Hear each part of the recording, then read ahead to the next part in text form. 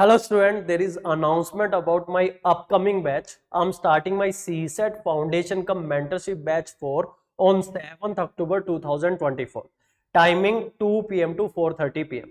So in this course, we will have around 60 classes. We will have full syllabus coverage. I will tell you the short trick for CSAT, and every class there is half an hour doubt session. So doubt will not be problem. And even for your doubt or for other things, we have some mentorship sessions also in our program.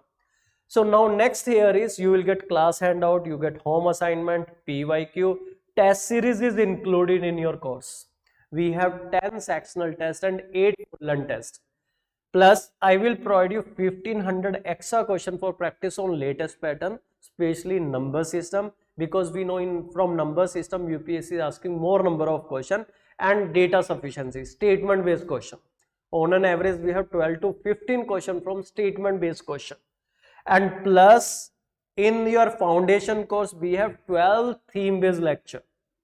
So here this 12 theme based lecture will help you to boost your score.